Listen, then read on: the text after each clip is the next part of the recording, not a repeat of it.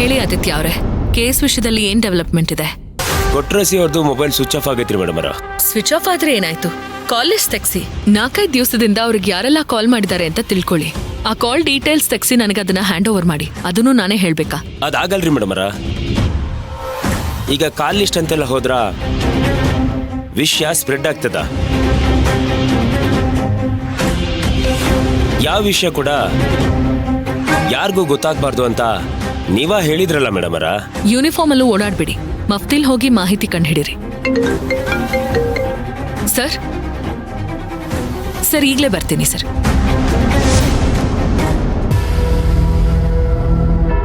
Sir, ಒಂದ್ message ಕೊಟ್ಟಿದ್ರೆ ನಾನೇ ಬರ್ತಿದ್ದೆ ಅಲ್ವಾ? ನೀವ್ಯಾಕೆ ಇಲ್ಲಿ ತನಕ ಬರಕ್ ಹೋದ್ರಿ? ಇದು ನನ್ನ ಆಫೀಸೇ ಪಲ್ಲವಿ. ಡಿಸಿಗಳಿಗೆಲ್ಲ ನಾನು ಬಾಸ್ ಅಂತ ಆದ್ಮೇಲೆ ಡಿಸಿ ಆಫೀಸು ನಂದೇ ತಾನೆ.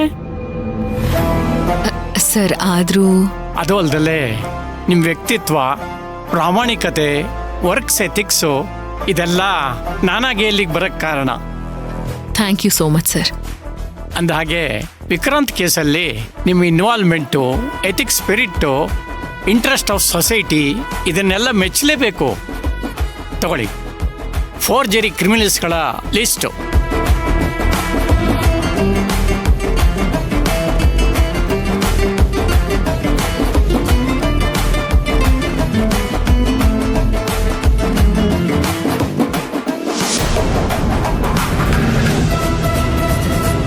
ಸರ್, ನಿಮ್ ರಾಯದುರ್ಗದಲ್ಲಿ ಇಷ್ಟೊಂದು ಫೋರ್ಜರಿ ಕ್ರಿಮಿನಲ್ಸ್ ಇದಾರಾ?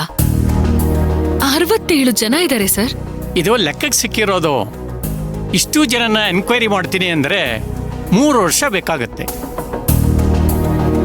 ಯಾಕೆಂದ್ರೆ ಅವ್ರ ಕೈ ಸಿಕ್ಬೇಕಲ್ವಾ. ಲಿಸ್ಟ್ ಸಿಕ್ತು, ಬಟ್ ಮುಂದೇನ್ ಮಾಡೋದು ಅಂತಾನೆ ಗೊತ್ತಾಗ್ತಿಲ್ಲ. ಇದನ್ನ ಒಂದು ಶಾರ್ಟ್ ಲಿಸ್ಟ್ ಮಾಡಿ. ಇದರಲ್ಲಿ ಅನೇಕರು ಬೇರೆ ಬೇರೆ ಜೈಲಲ್ಲಿದ್ದಾರೆ ನೋಡಿ. ಅದರಲ್ಲಿ JC ಅಂತ ಒಂದು ಕಾಲಮ್ ಇದೆ, ಅದನ್ನ ನೋಡಿ.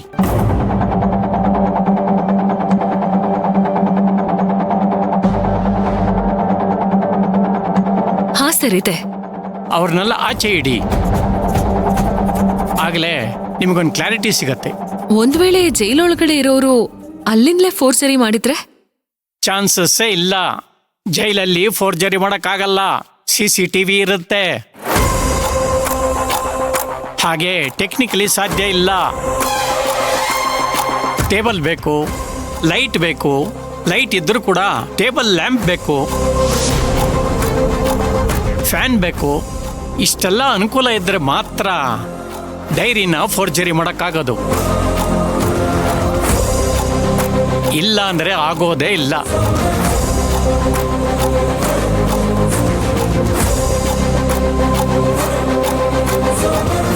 ಅರ್ಥ ಆಯ್ತು ಸರ್.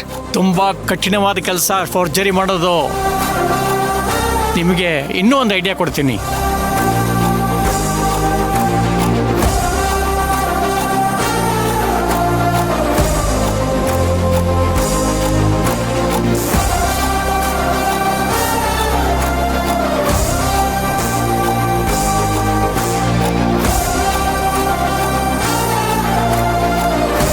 ಈಗ ಈಸಿ ಆಯ್ತಲ್ವಾ? ಹೌದು sir, thank you so much.